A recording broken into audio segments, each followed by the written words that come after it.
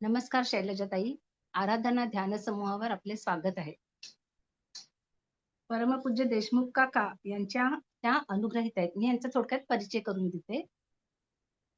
परमपूज्य देशमुख काका यांच्या त्या अनुग्रहित असून आचार्य सुनील लुले यांच्या धर्मपत्नी आहेत व त्यांच्या मार्गदर्शनाखाली त्यांची आध्यात्मिक वाटचाल सुरू आहे.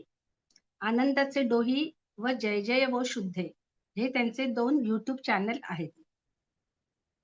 ताईंनी आपल्या समूहात यापूर्वी 5 एप्रिल 2025 रोजी संतांच्या संगती या सदराअंतर्गत रघुनायका मागणे हेची आता या विषयावर संवाद साधला होता. आज त्या श्री समर्थांच्या वाङ्मयातील मोती या सदरात मनोवेद या विषयावर संवाद साधणार आहेत. आम्ही तुम्हाला ऐकायला उत्सुक आहोत. आपले खूप खूप स्वागत आहे ताई. हरे राम राम राम हरे हरे, हरे कृष्ण कृष्ण कृष्ण हरे हरे, हरे राम राम राम हरे हरे, हरे कृष्ण कृष्ण कृष्ण हरे हरे. सद्गुरुनाथ महाराज की जय. गुरुर्ब्रह्मा गुरुर्विष्णू गुरुर्देवो महेश्वरा, गुरु साक्षात परब्रह्म तस्मै श्री गुरवे नमः. अभाग्यासी करी भाग्यवंत, ऐसे श्री गुरु काका श्रीमंत, जीवत्वाची खंत स्वरूपी विराली. श्रीराम जीवना देण्या अर्थ, सद्गुरु काका समर्थ, जीवत्वाचा अंत आत्मारामी केला. श्रीराम शुकासारखे पूर्ण वैराग्य ज्याचे, वसिष्ठा परी ज्ञान योगेश्वराचे, कवी वाल्मिका सारिका मान्य ऐसा. नमस्कार माझा सद्गुरु रामदासा. श्रीराम समर्थ श्रीराम. परमपूज्य श्री गुरु डॉक्टर काका यांना साष्टांग वंदन करते. परमपूज्य मंदाताई यांनाही साष्टांग वंदन करते. परमादरणीय डॉक्टर लुले काकांना साष्टांग नमस्कार. त्याचप्रमाणे मला समर्थांची सेवा करण्याची संधी देणाऱ्या डॉक्टर ऋताताई देशमुख आणि पूर्ण कार्यक्रम सुंदर पद्धतीने संचालन करतात आहे अशा रोहिणीताई, त्या दोघींना पण मी साष्टांग वंदन करते.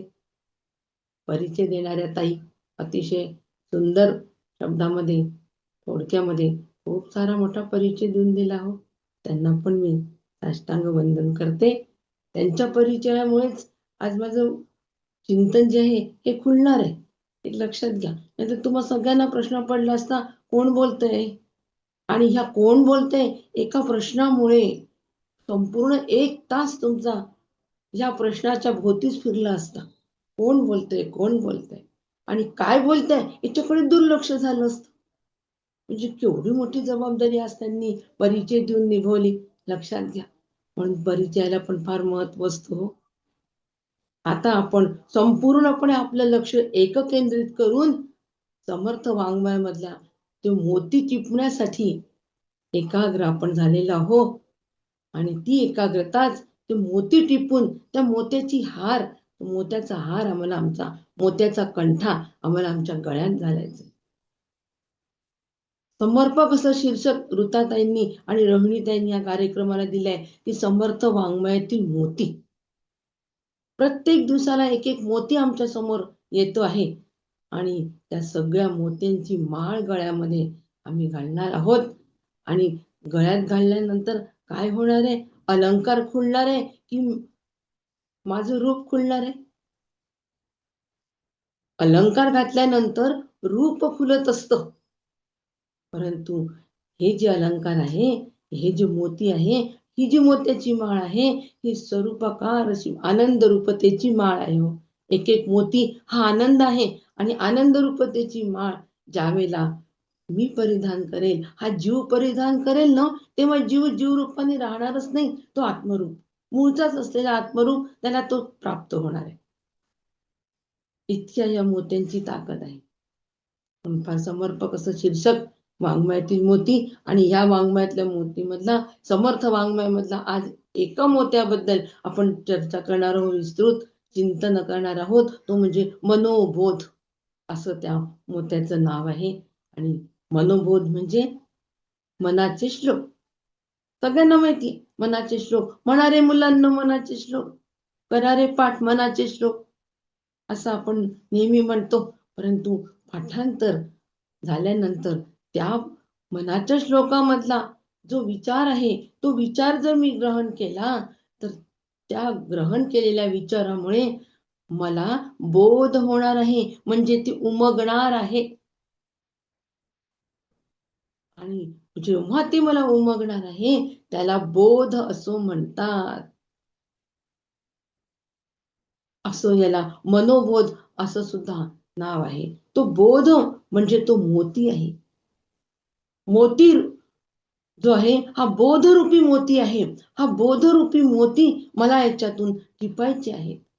समर्थांनी मनाच्या श्लोक 205 श्लोकांची जी रचना केली आहे, त्या 205 श्लोकांच्या माध्यमातून 205 विचार आमच्या समोर मांडलेले आहेत. प्रत्येक मनाचा श्लोक हा एक एक विचार उद्घृत करतो, आणि म्हणून एक एक विचार आम्हाला त्यातला वेचून विचार रूप जीवन करायचंय, तो आमच्या जीवनामध्ये आम्हाला बसवायचा आहे, आणि जीवन आनंद रूप करून जायचं आहे. तर बोध, आनंदाचा बोध, मनाला आनंदाचा बोध होणार आहे, आणि एकदा तो बोध झाला की आनंद रूप होऊन आम्ही राहणार आहोत. म्हणून मनोबोधाचा अभ्यास फार महत्वाचा आहे.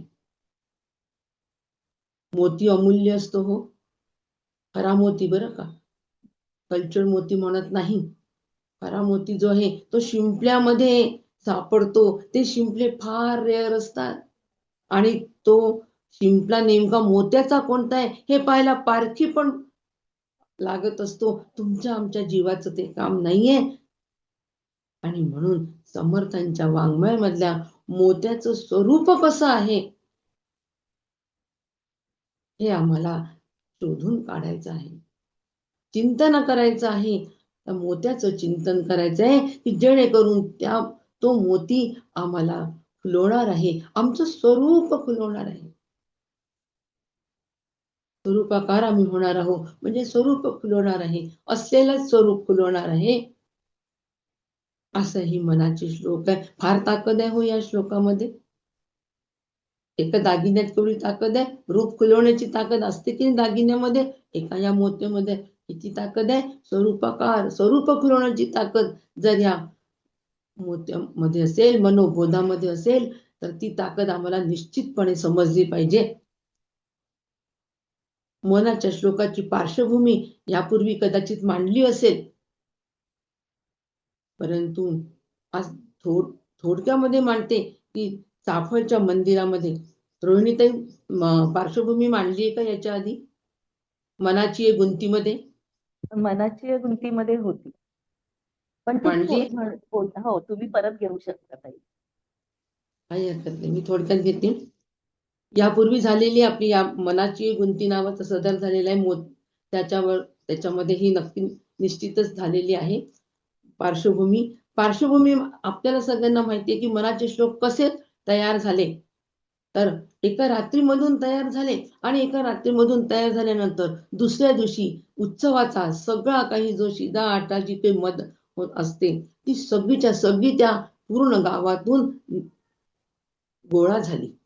अशी कोणती ताकद होती हो या मनाच्या श्लोकात? एवढंच मी आज सांगते, पार्श्वभूमी सांगण्याचं कारण नाही. अशी कोणती ताकद या मनाच्या श्लोकामध्ये होती?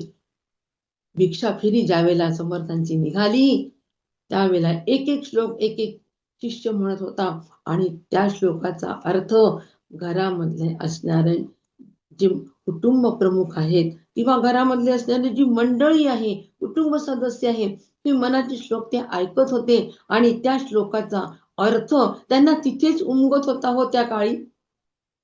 अत्यंत शुद्ध आणि सत्वगुण परिपक्व असलेले त्या काळचे लोक होते बघा. कारण त्यांचं अंतःकरण जे होतं हे व्हॉट्सॲप, टीव्ही इकडे नव्हतं, फोन इकडे नव्हतं अंतःकरण गुंतलेलं. सकाळच्या वेळेला तरी ते प्रभाते म्हणी रामचिंतित जावा, रामाच्या चिंतनातच त्यांचं अंतःकरण त्या काळी असायचं, समर्थांच्या काळी. आणि हे समर्थांना ही सामाजिक परिस्थिती माहीत होती की ह्या काळी ह्या वेळेला सगळ्यांचं अंतःकरण रामरायाच्या चिंतनामध्ये आहे.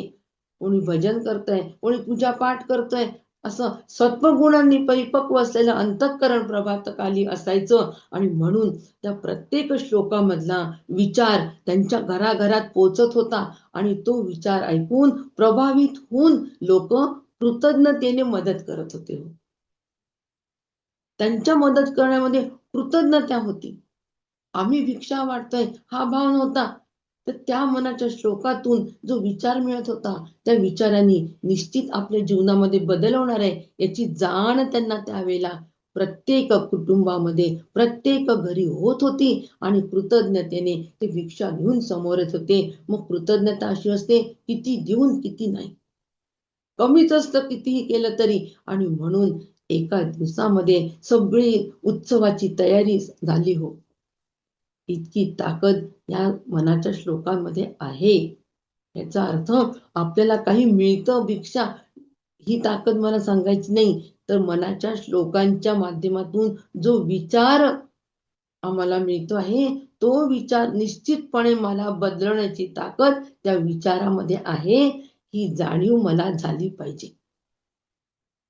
हे फार महत्वाचं आहे. ही जाणीव जोपर्यंत मला होणार नाही तोपर्यंत मी मनाचे श्लोक पाठांतरांपर्यंतच राहील.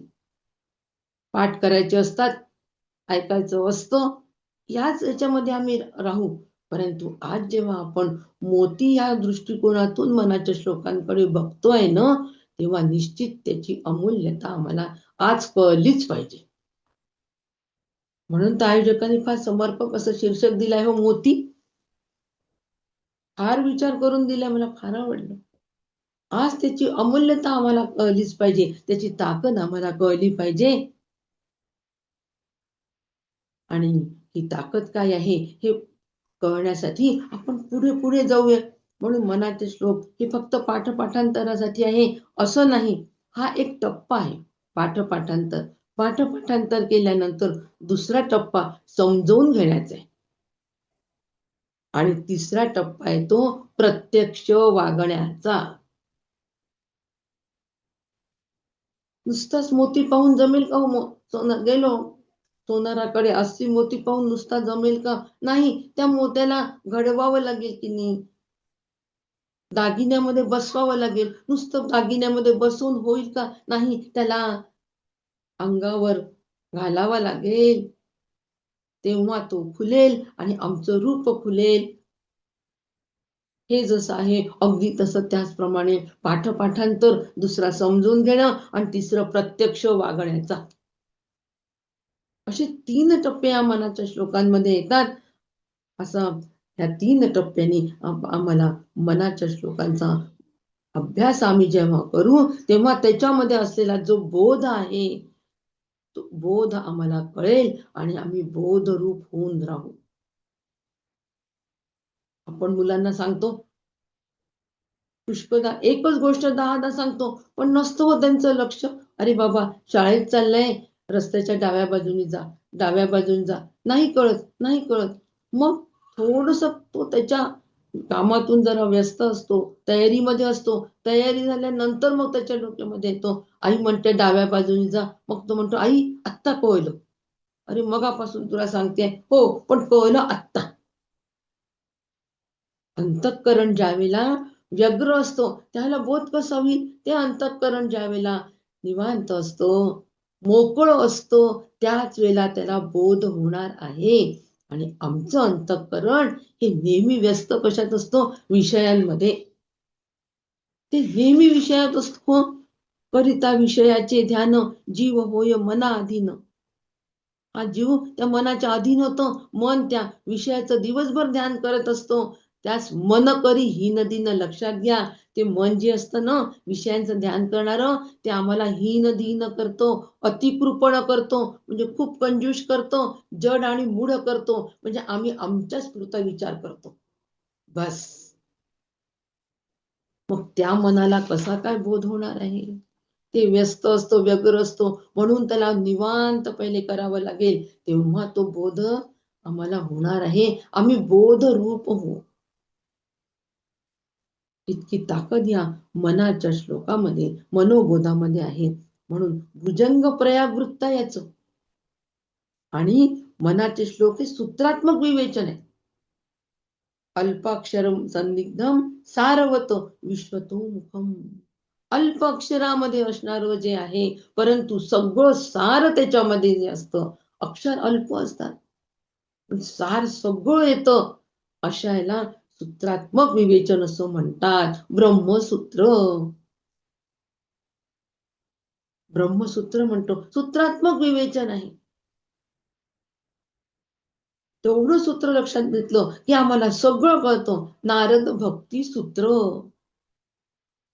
एक एक नारद भक्ती सूत्रामधलं जे सूत्र आहे हे अक्षर अगदी कमी आहे. परम प्रेम स्वरूपा, भक्ती कशी आहे? परम प्रेम स्वरूप आहे. झालं, संपलं, इथे ते सूत्र संपलं. पण ह्यात सगळं आलं हो. सूत्र म्हटल्याबरोबर सगळं सार आलं. असं सार सगळं एक कमी अक्षरांमध्ये सगळं सार सांगतात, त्याला सूत्रात्मक विवेचन म्हणतात. आणि हे सूत्रात्मक विवेचन आम्ही जर नीट अभ्यास केलं तर आम्ही सूत्ररूप होऊन राहू, तेच होऊन राहू. सूत्री राहुनी खेळावे, जीवन आनंदाचे करावे आयातन. डॉक्टर काकांची ओवी आहे. त्या सूत्रामध्ये राहून खेळायचं आहे. ते सूत्र हाताशी पकडून जीवन जगायचं आहे. ते सूत्र आम्ही आमच्या जीवनाशी हातामध्ये पकडायचं, सूत्र रूप होऊन राहायचं आणि जीवन आनंदाचं करायचं. याला सूत्रात्मक विवेचन म्हणतात. मनाच्या श्लोकाचा अभ्यास हा अशा पद्धतीने आम्हाला करायला हवा. आणि म्हणून समर्थांनी या मनाला मना म्हटलंय, हे मना म्हटलंय, मना सज्जना म्हटलंय. किती अंजरावं गोंजरावं या मनाला. नको रे मना. काकुतीने विनंती पण केली आहे, नको रे मना, क्रोध हा खेदकारी. ज्यावेळेला त्या मनाला राग येतो ना, त्यावेळेला त्याला काकुतीने सांगावं लागतं, अरे बाळा रागवू नकोस. मुलांना म्हणतो ना आपण, अरे बाळा रागवू नकोस रे, रागवण्यासारखं काही नाहीये. तसं हे मना, नको रे मना, क्रोध हा खेदकारी. नको रे मना, काम नाना विकारी. अरे बाबा मना, नको त्या कामनेच्या मागे लागू. त्या विकारी आहेत अतिशय. त्या कामनेमुळे छळणाऱ्या अशा त्या कामना असतात, विषय कामना, त्याच्या मागे तू लागू नकोस. आणि अशा संबोधनामुळे काय झालंय पण माहितीये? समर्थांनी हे संबोधन मनाला केल्यामुळे वाचक, पाठक, साधक जो आहे हा अंतर्मुख होतो. अंतर्मुख होतो. खूप आपण जर रागात असलो आणि कोणी जर अनोळख्या व्यक्तीने आपल्या पाठीवर हात फिरवला, नको रे बाळा, काय झालं होत का रागवायला तुम्हाला ताई? आपल्याला त्याच्याबद्दल किती आपुलकी वाटते, वाटते की नाही? लगेच आपण, आपल्याला त्या म्हणतात काय झालं ताई एवढं रागवायला, तर लगेच आपण त्यांना आपलं सगळं दुःख सांगतो. काय झालं रडायला तुम्हाला? सगळं दुःख आपण त्यांना सांगतो. म्हणजे आपुलकी, एक जिव्हाळा समर्थांबद्दल वाटतो आणि आम्ही अंतर्मुख होतो. अंतर्मुख होतो, स्वमन निरीक्षण करतो, मन संयमन करतो, मन शुद्धी आणि मनस्थैर्य. हे सगळंच्या सगळं मनात ज्या वेळेला आम्ही मनोबोधाचा अभ्यास करतो त्यावेळेला हे सगळं होतं. आणि हे संपादनासाठी आम्ही साधना करू लागतो. मनाच्या श्लोकामधला एक एक विचार, एक एक साधन आहे. एक एक साधन आपल्याला करायचंय. म्हणून एक उपक्रमच आम्ही हाती घेतलाय की दर मंगळवारी अर्धा तासच एकच मनाच्या श्लोकातला एकच विचार उद्घृत करायचा आणि तो अंतःकरणात ठसवून घ्यायचा. हा एक उपक्रम आम्ही करतोय आणि तो चालू आहे. म्हणून असं ज्यावेळेला आम्ही करू त्यावेळेला ज्ञान आणि वैराग्य संपन्न होतो, आणि जिथे ज्ञान वैराग्य आहे तिथे बोध स्वरूप आहे, तेच बोध स्वरूप आहे. म्हणून मनाची शते ऐकता दोष जाती. मनाच्या या ज्यावेळेला आम्ही मनाचे अनेक दोष ऐकतो त्याच वेळेला मग आम्ही साधनेला सज्ज होतो, आणि त्यांनी काय होतं, तेवढे ज्ञान वैराग्य सामर्थ्य अंगी, ज्ञान आणि वैराग्याचं सामर्थ्य आमच्या अंगी निश्चितपणे यायला लागतो. आणि समर्थ म्हणतात की म्हणे दास विश्वासता मुक्ती भोगी, तिथेच मुक्ती आहे, तोच मुक्तीचा क्षण आहे, तोच जीवन मुक्त होण्याचा क्षण आहे. म्हणून या मनालाच उपदेश केलेला आहे. मनाची शते ऐकता दोष जाती. अनेक मनाचे दोष समर्थांनी पण सांगितले आहे. मना वासना दुष्ट कामा नये रे, मना सर्वथा पाप बुद्धी नको रे, नको रे मना क्रोध हा खेदकारी. हे अनेक दोष ज्यावेळेला मनाचे आम्ही ऐकतो त्यावेळेला निश्चितपणे आम्ही ज्यावेळेला आता राग येईल, ज्यावेळेला ते वासनेच्या पाठीमागे लागेल, ज्यावेळेला कामनेच्या पाठीमागे लागेल, अनेक विकार ज्यावेळेला या मनाला छळतील त्यावेळेला आम्हाला मनाच्या श्लोकातला एखादा तरी विचार आठवला की नाही हो, एक जरी मोती आमच्या हाती लागला तरी पण तो निश्चितपणे आमच्या अंगी ज्ञान आणि वैराग्य निर्माण करेल. इतकं सामर्थ्य एकेका मोतीमध्ये आहे. 205 मोत्यांची माळ आज आपण घालायला निघालोय. एका तासात शक्य नाही, परंतु त्याच्यातले वैशिष्ट्य तर आपण सांगू शकतो ना, की याला काम एवढं अमूल्य स्वरूप दिलंय, का याला मोती म्हटलेलं आहे. म्हणून उपदेश हा मनालाच केलेला आहे. मनाला उपदेश केलाय. कारण का मनाला उपदेश केला हो? मग मन म्हणजे तरी काय हे आपल्याला थोडंसं बघावं लागेल की नाही. मन अंतःकरणाचा एक भाग आहे. मन बुद्धी चित्त अहंकार सगळ्यांना माहितीये. अंतःकरणाचे 4 भाग, त्यातला मन एक भाग आहे. त्या मनाला उपदेश केलाय कारण सगळ्यांना माहितीये आपलं मन कसं आहे. सांगावं लागेल का हो वेगळं? अजिबात नाही. आपण सगळे अभ्यासू लोक आहोत, सगळ्यांना आपलं मन माहितीये. आता तरी ते स्थिर बसलंय का हो ऐकायला, श्रवणाला? अजिबात नाही. मी बोलते पण माझं तरी मन स्थिर आहे का? तिकडे काय सुरू आहे, कोणती बातमी चालू आहे टीव्हीवर? म्हणजे चंचल ही मन कृष्णा. केवढं चंचल होते मन. वायूला हातात पकडणं इतपरी सोपं आहे अर्जुन म्हणतो, पण या मनाला हातात पकडणं सोपं नाही. कृष्णा काय करू रे या मनासाठी सांग. इतकं ते मन चंचल आहे. का चंचल आहे माहिती आहे मन? ते एक आपल्याला कारण माहित पाहिजे. कारण हे वायू तत्वाचं आहे. वायू कसं आहे? अतिशय चंचल आहे. हे रजोगुणाचं आहे. रजोगुण कसं आहे? अतिशय चंचल आहे. फुलपाखरासारखा रजोगुण, क्षणात इथे क्षणात तिथे. काय ऍक्टिव्ह आहोत, त्यातही फारच ऍक्टिव्ह आहे. आपण म्हणतो अहो आत्ता इथे असतात, मग थोड्या वेळात तिथे असतात, नंतर लहान मुलांमध्ये असतात, मग घरी असतात, मग स्वयंपाकघरात असतात. काय ऍक्टिव्ह आहे. अहो ऍक्टिव्ह नाही, रजोगुणाचं प्राबल्य आहे. सत्वगुण कमी पडतोय म्हणून ते अतिशय ऍक्टिव्ह आहेत. तसं मन रजोगुणाचं आहे, अतिशय ऍक्टिव्ह आहे हो. मग आता जे अतिशय ऍक्टिव्ह आहे, जे खोडकर आहे त्याच्यावर लक्ष ठेवावं की नाही.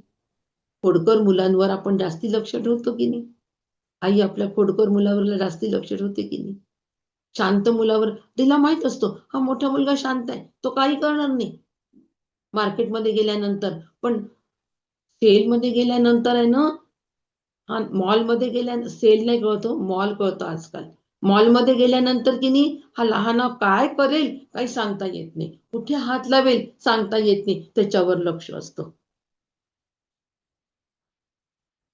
आणि म्हणून संतांचं लक्ष या खोडकर मनाकडे, या चंचल मनाकडे, म्हणून मनालाच त्यांनी उपदेश केलेला आहे. आणि मनाला कसंही वापरता येतो आपल्याला.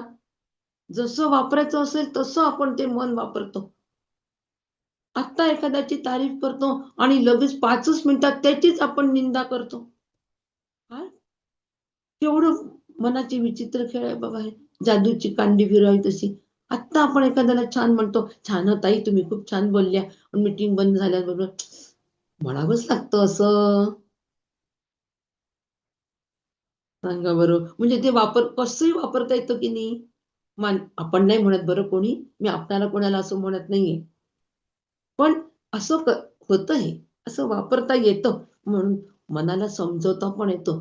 असं नाही म्हणायचं. आत्ताच ताईंनी सांगितलं, समजवता पण येतं की नाही त्या मनाला. मान्य आहे की नाही हे सगळं? आपल्या मनाचं स्वरूप आपल्याला एकदम मान्य आहे की नाही? समजवता येतो. नाही झालं मनासारखं तर काय होईल? आज नाही झालं तर उद्या नक्की होईल. मी नाही गाडी घेतली तर काय होईल? माझा मुलगा नक्की गाडी घेईल. आज गाडीसाठी कशाला तू तळमळ करते आहेस? समजवलं की नाही मनाला? म्हणजे मनाला उपदेश करता येतो, मनाला समजवता येतो. जुने निर्णय बदलून नवीन निर्णय घ्यायला आपण भाग पाडतो. त्या बुद्धीला या मनामुळे. मनच काम करतं ना. मन हे पोस्टमन आहे. मन हे पोस्टमन आहे आणि म्हणून या मनाला उपदेश समर्थांनी केलेला आहे. पक्क लक्षात ठेवा. काही काही गोष्टी की नाही पक्क्या लक्षात ठेवायच्या असतात. कशासाठी चिंतन मला सुरू आहे? कशासाठी आम्ही मोती वेचायला बसलेलो आहोत? आम्हाला आमचं स्वरूप खुलवायचं आहे. पक्क लक्षात ठेवायचं. आणि हा फोकस करून चिंतनाला बसायचं. चिंतन ऐकायला बसायचं. सुंदर सुंदर विषय. आचार्य लोक इथे प्रवचन करायला येतात. ज्योत्स्नाताई पाटणकर आचार्य, सुनील काका लोले, दुसरे आचार्य, प्रमोद दादा, मुक्ताताई, 4 आचार्य आपल्या याच्यावर बोलतात आहे हो. मेरुमणी आहेत हो हे सगळे. मेरुमणी आहेत. मग नक्कीच आपली माळ खुलणारच आहे आणि स्वरूप तर अधिकच खुलणार आहे. आणि म्हणून मन पोस्टमनचं काम करत आहे हे लक्षात ठेवायचं. आणि म्हणून त्या मनाला उपदेश, म्हणून मनोबोध. आणि मन हे उपलक्षण आहे. कशाचं? अंतःकरणाचं, म्हणजे जीवाचं. मनाला उपदेश केला म्हणजे जीवालाच उपदेश केला आहे. संपूर्ण उपदेश मनाला उपदेश केला. मनाला समजेल का होतो उपदेश? मन कसं आहे? मन शेवटी अचेतन जड आहे. मग आचार्यांच्या, भगवान शंकराचार्याच्या उपदेश शास्त्रामध्ये फार सुंदर संवाद आहे. मनाचा आणि आत्म्याचा संवाद आहे. त्या संवादातून आम्हाला सुंदर शिकवलंय. आत्मा आणि मन यांचा संवादाला दोघं बसले. तर आत्मा म्हणतो, अरे मना, तू नेहमी मी माझं नेहमी करतो आणि या निरर्थक कल्पना तू धरून बसतो. तुला तर या काहीची कशाचीच गरज नाही. काही तुला कळत पण नाही, कारण तू अचेतन आहे, जड आहेस. तू अचेतन आहे, तू जड आहे. तुला तर कशाचीच जाणीव नाही, तरी पण तू ह्या कल्पना करून बसलायस. आणि मी मूळचं सुखरूप आहे. मला सुखासाठी फिरायची आवश्यकता नाही. मी चैतन्य रूप आहे, म्हणून मलाही याची काही गरज नाहीये. मग असं असताना तू शांत बसलेलं चांगलं रे मना. याचा अर्थ असा आहे की मन हे अचेतन आहे आणि अचेतनाला उपदेश करणं शक्य नाही. मी जर म्हटलं या घड्याळाला उपदेश करते, ए बाबा लवकर 5 नको वाजू बरं का, माझा विषय झाल्याशिवाय तू समोर सरकू नको, असं मी जर या घड्याळाला केला उपदेश, अंजारलं गोंजारलं, तर कळेल का या या घड्याळाला? ए लवकर नको 5 वाजू दे, माझा विषय होऊ दे मग वाच. तुझ्या घड्याळात 5 वाजू दे म्हणजे मीटिंग मग 5 वाजता बंद होईल. नाही कळणार, कारण हे अचेतन जड आहे मन. घड्याळ अचेतन आहे, जड आहे. तसं मन माझं अचेतन आहे, जड आहे. त्याला नाही कळणार. मग कोणाला उपदेश केलाय असा विचार आम्हाला करावा लागेल की नाही? हा विचार जोपर्यंत आमचा स्पष्ट होत नाही तोपर्यंत मनात पाठांतर करून फायदा नाही, समजून फायदा नाही. मग आचरणात सुद्धा आम्हाला आणता येणार नाही. आणि म्हणून हा उपदेश केला आहे, जीवाला उपदेश केला आहे, चेतनयुक्त चिदाभास युक्त मनाला. म्हणजे आमचं अंतःकरण जे ऍक्टिव्हेट झालंय की नाही, ते ऍक्टिव्हेट कशामुळे झालं? त्या चैतन्यामुळे आमचं अंतःकरण ऍक्टिव्हेट झालं हो. मोबाईल ऍक्टिव्हेट केव्हा होतो? त्याला चार्ज केला की ऍक्टिव्हेट होतो. तोपर्यंत होतो का? करा तुम्ही द्या एखादं त्याच्यामध्ये प्रोग्राम फिट करा, बघा देतो का तो, काहीच देत नाही, बॅटरीच नाहीये, चार्जच नाहीये म्हणतो आपण, कशी काय मीटिंग लागणार आहे? म्हणजे त्या मनाला ऍक्टिव्हेट करणार एक तत्व आहे, त्याला उपदेश आहे. म्हणून त्याला जीव असं म्हणतात. म्हणून तो उपदेश संपूर्ण अंतःकरणाला आहे, त्या जीवाला उपदेश आहे. मना हे संबोधन जरी आलं असेल तरी त्या ठिकाणी जीव हे असं वाचणं शास्त्र शुद्ध आहे. आणि म्हणून मनाला उपदेश करायचा आहे. मन पोस्टमनचं काम करतं असं मी म्हटलं. मग कसं काय पोस्टमनचं काम करतं मन, हे आपण थोडं समजून घ्यायला पाहिजे की नाही, की मन हे पोस्टमनचं काम कसं करतं. मनाला पोस्टमन म्हणणं सोपं आहे, पण कसं पोस्टमन आहे बघा. आता काय होतं, तर आम्ही जन्म का घेतलाय? वासनेप्रमाणे जन्म घेतलाय. थोडी शास्त्रीय सरणी आहे, पण लक्षात घेतली म्हणजे आता आपल्याला जो मोती, आम्हाला अमूल्य गोष्ट जर घ्यायची असेल तर अमूल्य ताकदी बुद्धीची लावावी लागेल की नाही हो, त्याच्याशिवाय येईल का? आम्हाला खरा मोती घ्यायचा असेल तर आम्हाला आमची राशी पण कशी घेऊन जावी लागेल? 2-4 रुपयांनी काम होईल का? 5-50 रुपयांनी आम्हाला खरा मोती मिळेल का हो? अजिबात मिळणार नाही. कल्चर मोती येतील, 10-10 रुपयाची पण मोत्याची माळ येते, खरी दिसते, पण ती खरी असते का? नाही. आम्हाला स्वरूप खुलवायचंय, थोडी बुद्धीची पण कसरत करावी लागेल की नाही. मग मन पोस्टमन कसं आहे? आम्ही जन्म घेतलाय, वासनेप्रमाणे जन्म घेतलाय, मान्य आहे सगळ्यांना. वासनेप्रमाणे आमचा जन्म झालेला आहे. आणि या वासना कुठे असतात? या वासना बुद्धीमध्ये असतात. आता ही बुद्धी काय करते? वासना बुद्धीमध्ये असतात. आता काय झालंय, आमची सगळी जी इंद्रिय आहे की नाही, ही इंद्रिय बहिर्मुख आहे, म्हणजे सगळे बाहेर पाहतात. गुलाबाचं फूल छान आहे, हे हॉटेल फार सुंदर आहे, ह्या मॉलमध्ये फार स्वस्त सगळं मिळतं, एकावर एक फ्री मिळतं, हे सगळं आमचे इंद्रिय टिपत असतात आणि तिथून ते गोळा करत असतात सगळे विषय, आणि सगळे विषय गोळा करून ते मनाजवळ आणून ठेवतात. मन काय करतं? हे सगळे विषय, इंद्रियांनी आणलेले सगळे विषय जे आहे ना, हे त्या बुद्धीला पोहोचवतो की न, ह्या मॉलमध्ये खूप छान सगळे वस्तू मिळतात, या घ्यायची फार इच्छा आहे. मग बुद्धी निर्णय घेते, वासना तयार होते, वासनेप्रमाणे ती बुद्धी निर्णय घेते, ही वस्तू घ्यायचीच, माझी इच्छाच आहे, ही वस्तू घ्यायची. झालं, मनाने निर्णय पोचवला बुद्धीला, बुद्धीने वासनेप्रमाणे निर्णय घेतला, वस्तू घ्यायचीच काही झालं तरी, आणि वाटेल ते झालं तरी ती वस्तू घेऊन आम्ही येतोच. मन झालं की नाही हो पोस्टमन? रोहिणीताई, मान्य आहे की नाही? पोस्टमनचं काम मनाने केलं की नाही? पण पोस्टमनचं काम करत असताना त्या मनाने, त्या बुद्धीने वासनेप्रमाणे निर्णय घेतले हो, वासनेप्रमाणे निर्णय घेतले आहे. ते माऊली म्हणते की इथे समत्व झालं पाहिजे, या ठिकाणी समत्व झालं पाहिजे. कशाचं समत्व झालं पाहिजे? मन आणि बुद्धीचं समत्व झालं पाहिजे. अर्जुना, समत्व चित्ताचे ते सारा जाण योगाचे, तेथे मन आणि बुद्धीचे ऐक्य आधी मन आणि बुद्धीचं जिथे ऐक्य होईल त्या ठिकाणी चित्त समत्वाला येईल, आणि ते योगाचं सार आहे. मग इथे आम्हाला मन आणि बुद्धी यांचं ऐक्य करावं लागेल. म्हणजे मनाने इंद्रियांकडून आणले विषय आणि बुद्धीकडे पोहोचवले, बुद्धीने वासनेप्रमाणे निर्णय घेतले. आता काय करायचं, या ठिकाणी त्या इंद्रियांना शास्त्र अभ्यासाला लावायचं.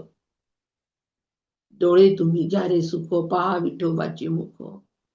डोळ्यांनी वाचायचं आहे तो मग मनाचे श्लोक वाचा, ऐकायचेच आहे तो प्रवचन ऐका, बोलायचंच आहे तो हरी बोला, हरी बोला. आता इंद्रियांकडून अशा पद्धतीने सगळे शास्त्रानुसारी विषय आम्ही घेतले आणि परत ते मनाला पोचवले. आता मनाने ते परत बुद्धीला पोचवले, इंद्रियांकडून आणलेले बुद्धीला पोचवले. मग बुद्धी काय करते? वासनेप्रमाणे निर्णय घेत नाही, आता तिच्यावर शास्त्र संस्कार होऊन राहिलेत. शास्त्र संस्कार तिच्यावर आता होऊन राहिलेत हो. आणि शास्त्रानुसार ती बुद्धी झाली आणि आता तिचे निर्णय शास्त्राप्रमाणे झाले. आणि आता ती शास्त्राप्रमाणे घेतलेले निर्णय मनाला पोचवते. मना, आता विषयांकडे धाव घेऊ नको. विषयजनित सुखे सौख्य होणार नाही हे बुद्धीने मनाला सांगितलं आणि मनाने इंद्रियांना सांगितलं की आता विषयजनित सुखे सौख्य होणार नाही, बहुहिंदता सौख्य होणार नाही. आणि त्या इंद्रियांनी तो निर्णय ऐकला आणि आता ते इंद्रिये विषयाकडे न धावता विषयाच्या अधिष्ठानाकडे धावतात आणि मग खऱ्या सुखाकडे धावतात. आणि सुखाचे सुख श्रीहरिमुख. आता डोळे अंजली, तुम्ही एकच मिनिट येतस. हॅलो, काय म्हणताय? काय म्हणताय? नाही, चुकून झालंय त्यांचं. चुकून हा. डोळे तुम्ही घ्या रे सुख. आता नवीन निर्णय सुरू झाले. मनामार्फत पोहोचवलं गेलं. मन म्हणतो डोळ्यांनो इकडे तिकडे विषयाकडे धावू नका. डोळे तुम्ही घ्या रे सुख, पहा विठोबाचे मुख. इतकं महत्वाचं काम या मनाला आहे हो. एवढं महत्वाचं काम या मनाला असल्यानंतर त्याला कसं द्यावं? सकस आहार द्यावा की नाही? ते धष्टपुष्ट असावं की नाही? ते निरोगी असावं की नाही? तेच कमकुवत असेल, भयभीत असेल तर कसं शक्य आहे? नाही, फारच भीती वाटते हो. फारच कच्चं मन आहे. थोडं काही ऐकलं की लगेच जीव घाबरतो. कसं शक्य आहे? त्या मनाला आता आम्हाला बलाढ्य करावं लागेल, सामर्थ्यवान करावं लागेल. म्हणून मनाच्या श्लोकांची रचना, म्हणून मनोबोध, त्या मनाला बोध समर्थांनी केलेला आहे. आणि समर्थांनी मनाला बोध करीत असताना सांगितलंय की संकल्प विकल्प हे मनाचे जरी स्वरूप आहे तर त्याला विवेकाचे संस्कार द्यायचे, त्याला आपलं मित्र करायचंय. मन एव मनुष्याणं कारणं बंध मोक्षयो. मन करारे प्रसन्न सर्व सिद्धीचे कारण असं म्हटलेलं आहे. संतांची बोल आहे हो. मनाला प्रसन्न करायचं आहे. मनाला प्रसन्न करण्यासाठी ह्या मनाच्या श्लोकांची निर्मिती आहे. याच्याकडे पाहण्याचा दृष्टिकोन माझा असा असावा.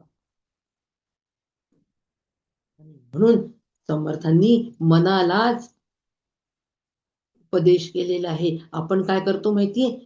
लोहाची मांदूस केली, नाना रत्ने साठवली. लोखंडाच्या पेटीमध्ये नाना रत्ने जर साठवली तरी सुद्धा ही लोखंडाची म्हणून टाकून देतो. अभाग्याने टाकली लोखंड म्हणून. समर्थांची चोरी आहे. आमचं असं असतं. या मनामध्ये इतकी ताकद असताना सुद्धा, एवढं सामर्थ्यवान असताना सुद्धा नाना रत्न साठवली आहे आणि आम्ही ती अभाग्याने टाकली लोखंड म्हणून. मनालाच तर उपदेश आहे, मनाचेच तर श्लोक आहे. म्हणतो मनाचे श्लोक आहे. अहो, त्याला मनोपनिषद म्हटलेलं आहे. उपनिषदांचा दर्जा मनाच्या श्लोकाला दिलेला आहे. लोखंडाची मांदूस म्हणून लोखंड म्हणून बाजूला ठेवू नका. त्यातली रत्न काढायची प्रयत्न करा आणि त्या रत्नांनी आपलं स्वरूप फुलवायचंय, स्वरूपाकार व्हायचंय. असे हे मनाचे श्लोक आहे. आणि ह्या मनाच्या श्लोकांत सांगितलंय, समर्थांनी सांगितलेलं आहे की मनाच्या श्लोकांचा अभ्यास करायचा म्हणजे नेमकं काय करायचं हे पण समर्थांनी सांगून ठेवलेलं आहे. की नेमका अभ्यास करायचा म्हणजे काय करायचं? तर मनाच्या श्लोकाचा अभ्यास करायचा म्हणजे त्याचं चिंतन करायचं. आणि केव्हा करायचं? सकाळी करायचं. प्रभाते मनी राम चिंतित जावा. काय संत दयाळू असतात हो. कसं करायचं हे सांगितलं आणि केव्हा करायचं हे सांगितलं. आमच्याकडे आता फक्त काय ठेवलंय? फक्त सेवनच ठेवलेलं आहे. सगळं करून ठेवलेलं आहे पदार्थ. आईनी सगळे पदार्थ करून ठेवले. अगं आई, सगळं करून ठेवलंय, टेबल लावून ठेवलाय, डिश पण मांडून ठेवलीये, फक्त वाढून तोंडातच घालायची बाकी ठेवली आहे ग. अरे बाबा, गिळावं तर तुलाच लागेल, चावावं तुलाच लागेल ना, चिंतन तर तुलाच करावं लागेल ना. म्हणून चिंतन सांगितलंय. सांगताना प्रभाते मनी राम चिंतित जावा. किती श्लोक आहे या गटाचे? 10 श्लोक आहे. तत्पूर्वी समर्थांनी सुरुवातच केलेली आहे. पहिल्या श्लोकात सांगितले गणेश वंदन करून मनाला अंजारून गोंजारून पहिल्या श्लोकात सांगितले की मना सज्जना भक्ती पंथेची जावे. म्हणा तुला भक्तीच्या पंथाने जावं लागेल रे बाबा. नको इकडे तिकडे जाऊ. भक्ती पंथाने जाण्यासाठी काय करशील तू? तर चिंतन कर. कोणाचं चिंतन कर? रामरायाचं चिंतन कर. त्याच्या रूपाचं चिंतन कर. रूपाकडे स्वरूपाकडे जा. स्वरूपाचं चिंतन कर. सगळं साधन सांगितलंय समर्थांनी. पूर्ण साधन. आम्ही साधक आहोत, लक्षात घ्या.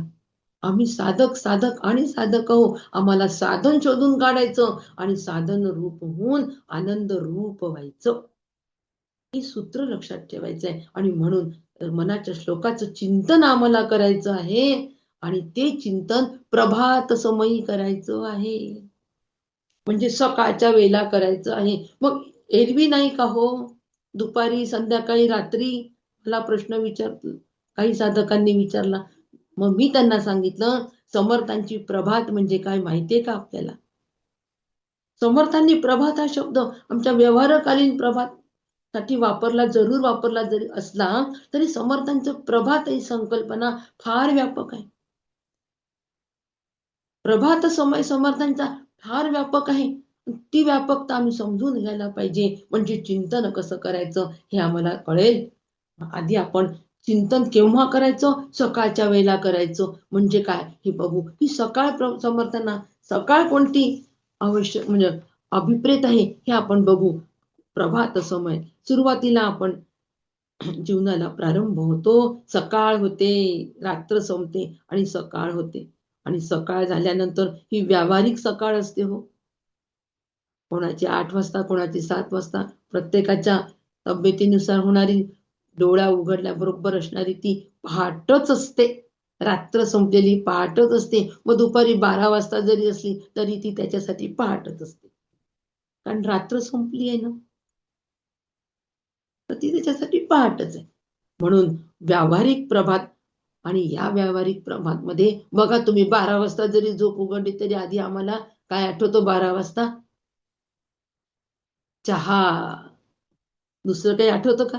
12 वाजता जरी झोप उघडली म्हणून 12 वाजतेला सकाळ म्हटलंय. चहाच आठवतो आधी. चहा नंतर सगळं आठवतं. 12 वाजले आता पहिले चहा आम्ही घेऊ आणि मग बाकीच्या कामाला सुरुवात करू. म्हणजे कशी तरतरी येते. चिंतन कशाचं? चहाचं. हे समर्थांना माहित होतं. त्यावेळेला चहा नव्हता. त्यावेळेला विषय उठल्याबरोबर विषय. त्यावेळी समर्थकालीन चहा नव्हता. चहा आता सुरू झालाय. प्रेम. किती प्रेम उठल्याबरोबर. म्हणून त्याला चहा म्हणतात मग अपभ्रंश होऊन. आणि म्हणून सकाळी आम्हाला विषयाचं चिंतन असतं हे समर्थांना माहिती. या जीवाची खोड समर्थांना माहित असल्यामुळे समर्थांनी प्रभात समयच टाकला. आणि म्हणून पहिले व्यावहारिक सकाळ सांगितली समर्थांनी की उठल्याबरोबर आधी रामरायाचं नाव घ्या. श्रीराम जय राम, जय जय राम उठल्याबरोबरच घ्या. बस झालं. मग आता दुपारी, संध्याकाळी, रात्री काही नाही. एवढीच प्रभात अपेक्षित नाही. ही तर व्यावहारिक प्रभात झाली. पारमार्थिक प्रभात समर्थांना अपेक्षित आहे. कोणती हो पारमार्थिक प्रभात? पारमार्थिक प्रभात म्हणजे काय? जागृती, जाग येणं, याला आम्ही प्रभात असं म्हणतो की नाही? कशातून जाग आली? अज्ञानातून जाग आली. आज मनाच्या मनोबोधावरच्या समर्थ वाङ्मयातील एक मोती याच्यावर आपण चिंतन ऐकतो आहे. आणि जाग आली हो मला. की काय जाग आली? की मनाच्या श्लोकाचा अभ्यास करायला हवं आणि तो अशा पद्धतीने करायला हवा. की जाग आली की नाही निश्चित यायला पाहिजे. पण नसेल आली ना साधक हो, निश्चित माझी वाणी कमी पडली हो. प्रयत्न करेन पुढच्या वेळेला आणखीन याच्यातून सामर्थ्य घेऊन येईल आणि सामर्थ्यानिशी विषय मांडेल. पण जाग आम्हाला आली पाहिजे. नसेल आली ना तर प्रामाणिकपणे कबूल करायची की नाही ताई, आज आम्हाला जाग नाही आली. अद्याप ती झोप गेलीच नाही, डोळ्यातली झापड उडालीच नाही. अजून विषयाची झापट डोळ्यावर आहे. केव्हा मीटिंग संपते केव्हा टीव्ही पाहते. पण केव्हा मीटिंग संपते केव्हा मनोबोध घेऊन मी मनाचे श्लोक आम्ही केव्हा बघतो. जाग, पारमार्थिक जाग. आणि ती जाग आल्याबरोबर चिंतन रामरायाचं करायचं. अज्ञानाची रात्र संपली. अज्ञान काय हे आम्हाला कळलं की त्या ठिकाणी रामाचंच चिंतन व्हायला पाहिजे. काय अज्ञान आहे हो? कळलं हो अज्ञान कोणतं आहे. आम्ही आमच्या देहाला सत्य मानतोय, जगताला सत्य मानतोय, हे अज्ञान आहे. हे कळलं आम्हाला. हे सगळं मिथ्या आहे, हे सगळं भासमान आहे, हे सगळं माईक आहे. हे आम्हाला सततच्या श्रवणातून कळतंय. सततच्या श्रवणातून कळतंय. जाग आला हो. आणि जाग आल्याबरोबर तिथे चिंतन रामरायाचं. प्रभाते मनी रामचिंतित जावा. रामरायाचं चिंतन, त्याच्या स्वरूपाचं चिंतन जे रामराया कोदंडधारी आहे, जे घनश्याम सुंदर आहे, राम सावळ सुंदर आहे, तेच निर्गुण आहे, निराकार आत्मा राम आहे, आनंद रूप आहे, ते मी आहे. ते मी आहे इथपर्यंत ते चिंतन आणायचंय. प्रभात समयीच ही चिंतन होणार. अज्ञानाची रात्र संपल्यानंतरच मी अज्ञानी आहे ही जाण आधी मला आली पाहिजे. ही जाग मला आली पाहिजे. आणि ही जाग आल्यानंतर रामरायाचं चिंतन त्या ठिकाणी तत्क्षण सुरू व्हायला पाहिजे, असं समर्थांचा हा आग्रह आहे. हा समर्थांचा आग्रह आहे. मी कोण हा प्रश्न आम्हाला पडतो. कोण आहे मी? प्रवचन करणारे, ऐकणारी, काम करणारे कोण आहे आम्ही हा प्रश्न पडतो. आणि श्री गुरूंना शरण आम्ही जातो. त्या शरणागतीचा क्षण पहाट. शरणागतीचा क्षण पहाट आहे. त्यावेळेला रामरायाचं चिंतन करायचं. द्वंद्व संपलं हो जीवनातलं.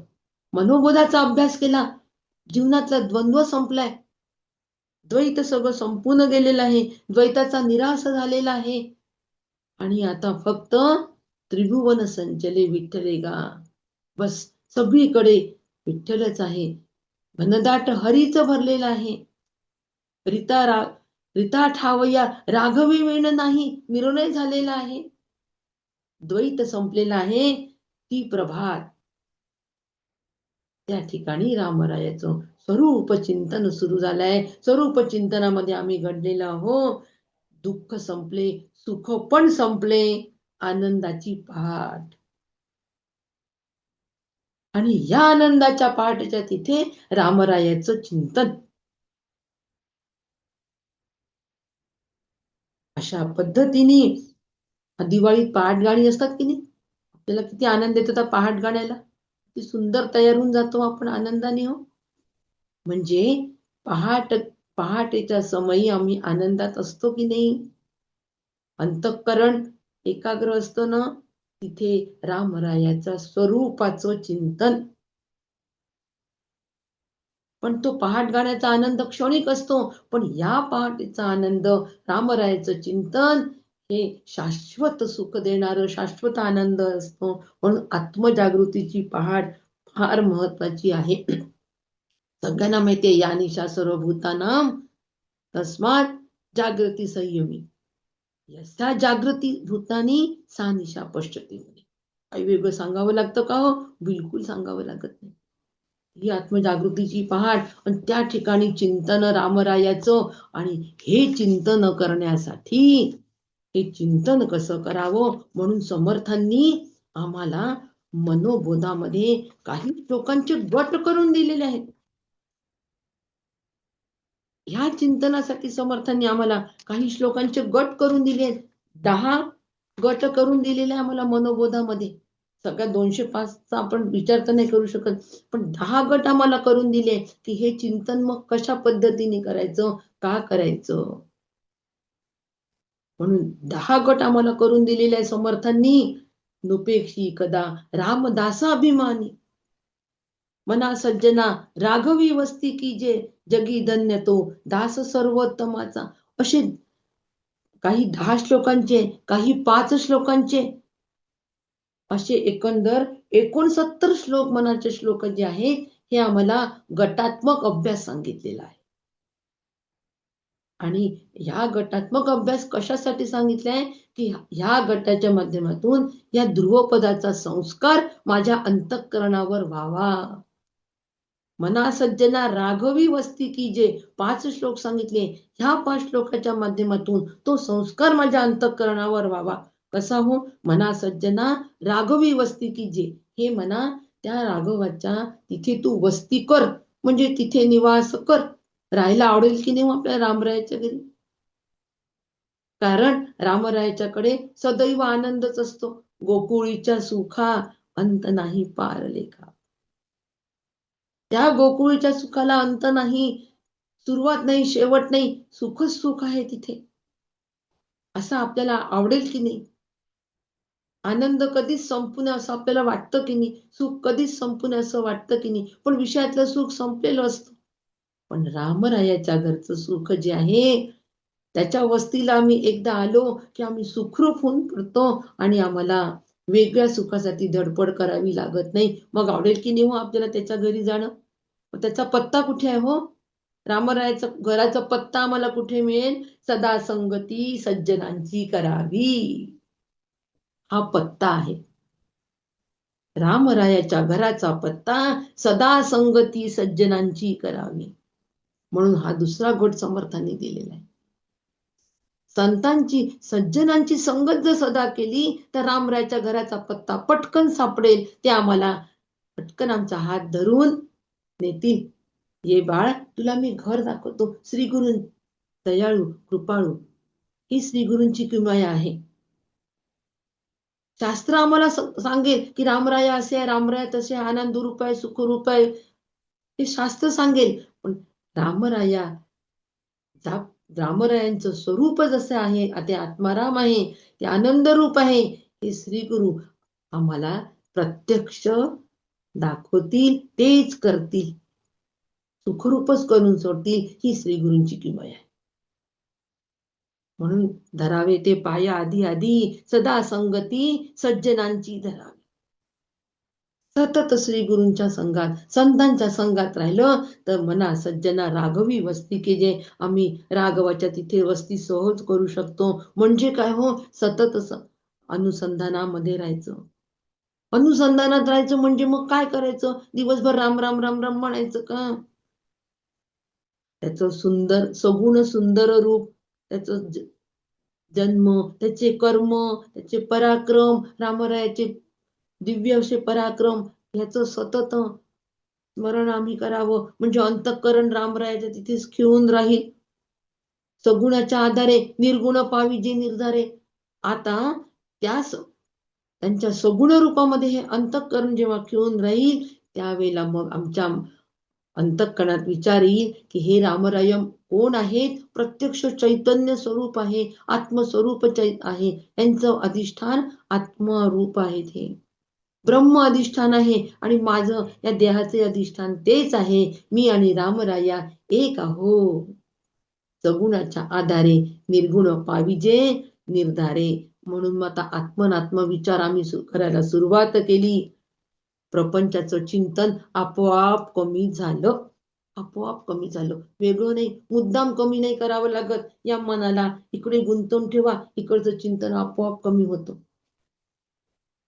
आपण करतो ना, मुलांनी जर टीव्ही पाहून असं वाटलं तर आपण मुलांना किती आकर्षण देतो.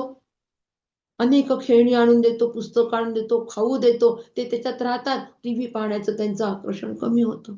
तसंच आम्हाला करायचं. असं जर आम्ही केलं तर आम्ही राघवाच्या तिथे वस्ती करतो. आणि राघवाच्या तिथे वस्ती सदा संगती सज्जनांची करा. श्री गुरूंच्या कृपेशिवाय, त्यांच्या मार्गदर्शनाशिवाय आम्ही रामरायाकडे वस्ती करू शकत नाही. आम्ही आत्मरूप होऊ शकत नाही. आणि हा संस्कार 5 श्लोकांच्या माध्यमातून आम्हाला करून घ्यायचंय. एकदा सांगण्याने नाही हो हे मन ऐकत. फार नाठाळ आहे मन. याला वारंवार सांगावं लागतं, तेव्हा याला कळतो, तेव्हा तो संस्कार होतो. मुलांना सारखं सांगावं लागतं, तेव्हा त्यांना तो एक दिवस त्यांना पटतं. म्हणून समर्थांनी आम्हाला गटांच्या माध्यमातून संस्कार आमच्या मनावर करण्याचा सुद्धा प्रयत्न केलेला आहे आणि प्रत्येक श्लोकामध्ये सुद्धा वेगवेगळे विषय असे मांडलेले आहेत. पण गटात्मक ज्या वेळेला संस्कार आमच्या अंतःकरणावर होतो ना, तो प्रभावशाली असतो, तो परिणामकारक असतो. 3 दिवस औषध घ्या, डॉक्टर सांगतात. अँटीबायोटिक 3 दिवस घ्या. ते 3 दिवस घेतल्यानंतर आम्हाला तेव्हा आमच्या तब्येतीला आराम पडतो. एक दिवस औषध घेतल्याने पडत नाही. असं हे जे गट आहे, हे गट या गटांच्या लोकांचा जेव्हा अभ्यास संस्कार रूपाने आम्ही करतो, त्यावेळेला त्या मनाला खरा उपदेश होतो, बोध होतो.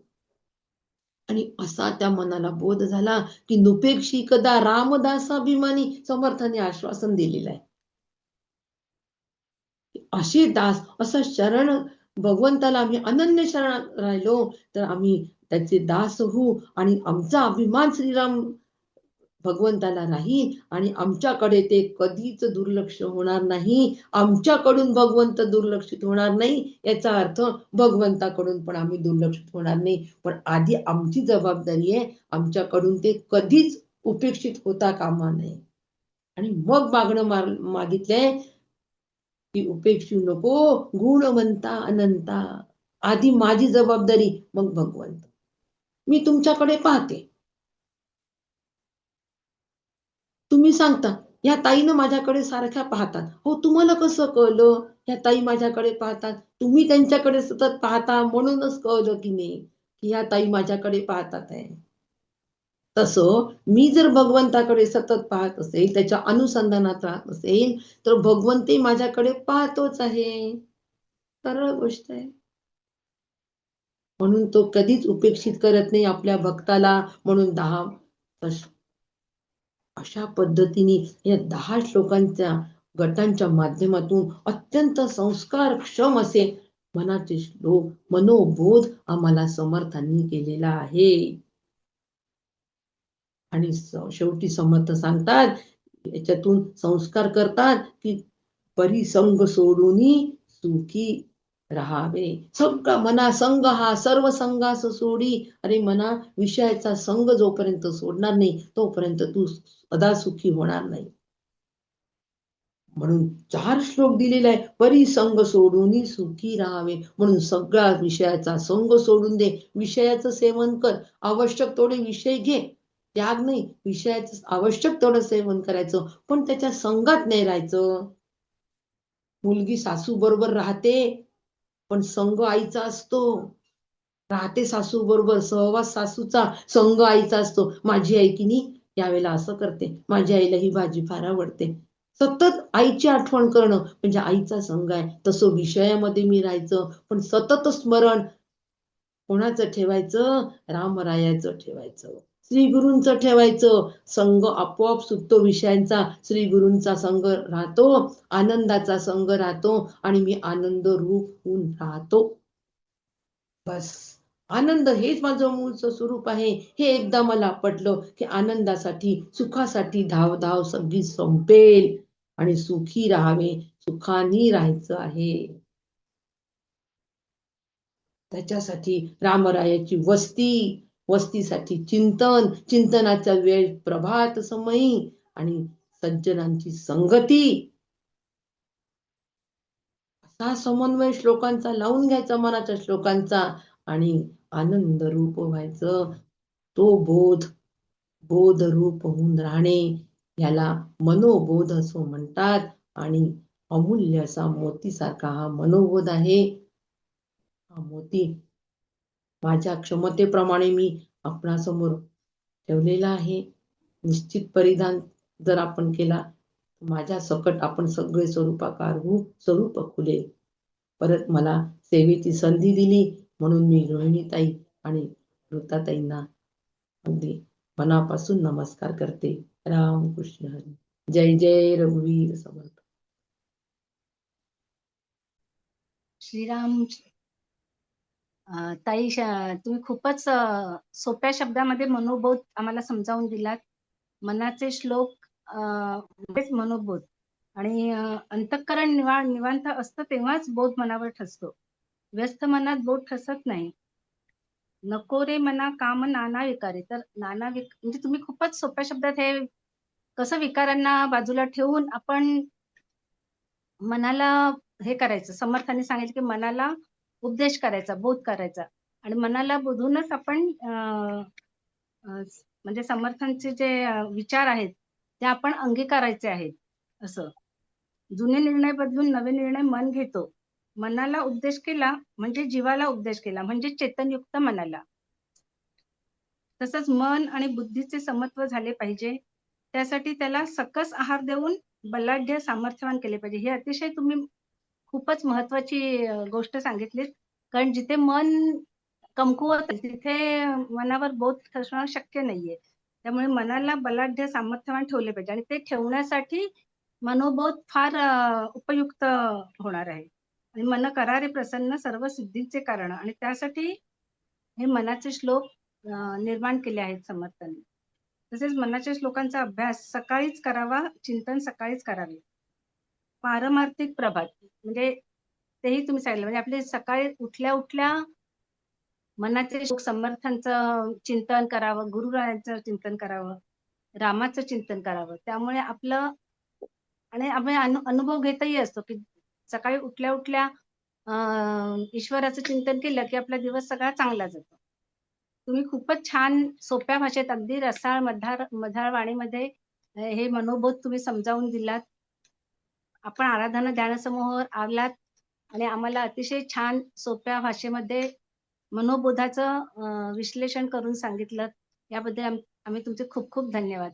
ताई तुम्ही परत परत या आणि आणखी जे काही राहिलेलं आहे मनोबोध आता 205 लोकांचा मनोबोध तर तो एवढा कमी वेळात सांगणं शक्यच नाही. तर तुम्ही उरलेले जे आहेत विचार तर ते परत या तुम्ही आणि आम्हाला परत मार्गदर्शन करावं अशी मी तुम्हाला विनंती करते.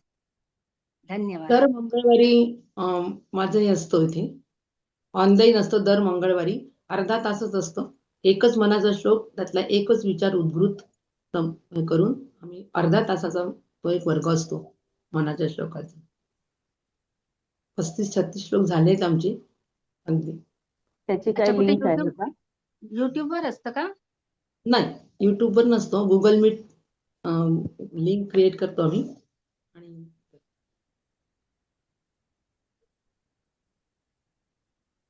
ते तिथे पण लिमिट असतं का म्हणजे काही नाही माणसांचं लिमिटेशन आहे का त्या नाही लिमिटेड लिंक अजिबात. असेल तर काही या ग्रुपवर टाकली तर बरं होईल. पाठवू शकते लिंक. कोणाला पाठवायची फक्त थोडं सांगा. ऋताताईंना पाठवा तुम्ही. ऋताताई पाठवतील. ताईंकडे आणि पाठव. हा चालेल. आणखी एक मला सांगायचं होतं की ह्या सदराचं नाव आहे ना ऋताताईंनीच दिलेलं आहे. मी त्याच्यात माझा काही सहभाग नाहीये. तुम्ही दोघी मिळून करता कार्यक्रम म्हणजे नाही तुमचा मी सहभाग. फक्त सहभाग आहे माझा फक्त बाकी काही नाही. सगळं ऋताताई आणि अनघाताई ह्यांनीच सगळं होतं. त्यामुळे माझा फक्त सहभाग आहे. सहभाग सुद्धा फार महत्वाचा असतो बरं. काही सांगितलेलं पद्धतीला पारमार्थिक जाग आणि आत्मजागृतीची पहाट व्हायला हवी आहे. ते खूप छान वाटलं. पहाट काय असली पाहिजे आणि जाग कोणती तर पारमार्थिक जाग. खूप सुंदर धन्यवाद. छान विवेचन ताई. धन्यवाद. अजून कोणाला संवाद साधायचा असेल तर बोलू शकता. बोलू का? हो नक्की बोला. नमस्कार. नमस्कार. अत्यंत सुंदर प्रभावी भाषा आणि अजून एक म्हणजे तुमच्या ह्याच्यात मी भर घालू शकत नाही कारण तुमची माझी योग्यता वेगळी आहे. पण प्रभाते मनी राम चिंतित जावा. तर प्रभात म्हणजे आपल्या दिवसाची प्रभात त्याच्यापेक्षा आपल्या आयुष्याचीच प्रभात म्हणजे लहानपणापासूनच जर हे आपल्यावर बिंबवलं गेलं तर हो. ते जास्त प्रभावी होतं. आणि आमच्या आयुष्यामध्ये आमच्या शाळेमध्ये म्हणा किंवा आमच्या घरी हे आम्हाला लहानपणापासूनच बोधामृत पाजलं गेलं. खूप तुम्ही छान. आज 5 मोती म्हणला ती 5 मोत्यांची माळ काय आमची गळाभर होणार नाही. आम्हाला गळाभर मोत्याची माळ पाहिजे आणि अँटीबायोटिक एक दिवसाचं घेऊन काय उपयोग, पूर्ण रोग जायलाच पाहिजे ना. पूर्ण बरं वाटायला अँटीबायोटिक्सचा कोर्स पूर्ण व्हायला पाहिजे. आता या दोघी जणी कधी मनावर घेतील आणि कधी परत तुम्हाला आमच्या पुढे आणतील त्याची आम्ही वाट बघू. आणि तुम्ही जे म्हणला तुमची मंगळवारची ते लिंक मिळाली तर छानच आहे. हो, मी ऋताताईंना पाठवते. धन्यवाद. नमस्कार करते आपल्याला. धन्यवाद. आत्मवंदन ताई. आपण कुठं राहता? यवतमाळला असते मी. यवतमाळ, भरपूर लांब आहे. हो. ठीक आहे. पण मनाने जवळ आलो ना. हो, खूप. हा. इथेच. एका क्षणात म्हणजे आपण मुलांना या मोबाईल बद्दल किंवा आयपॅड बद्दल आपण रागवतो, ओरडतो, पण त्याचा फायदा आपल्याला करोना काळापासून जास्त समजला. खूप खूप. आणि लांबचे असले, शरीराने लांब असलं तरी मनाने आपण क्षणात जवळ येतो. हा अगदी. फायदा या विज्ञान युगात आपल्याला कळला. आणि त्यामुळं आज माझ्या पुढे एवढे चेहरे मला दिसत आहेत. तुमचं मला घरात समोर बसून ऐकायला मिळालं, याबद्दल सगळ्यांना धन्यवाद. चालेल ताई. हॅलो. परत कोण बोलतंय सुंदर. का? खूप सुंदर. म्हणजे विषय इतका सुंदर होता आणि त्याच्यात त्यांनी जी फोड करून सांगितली खूपच सुंदर. 1 तास आमचा सत्कारणी लागला. तर समर्थांची कृपा. समर्थ तर सगळेच करणारे आहेत, पण त्यांनी तर लिहून ठेवलं, पण तुम्ही छान समजावून सांगितलं. धन्यवाद आपल्याला. नमस्कार करते. नमस्कार.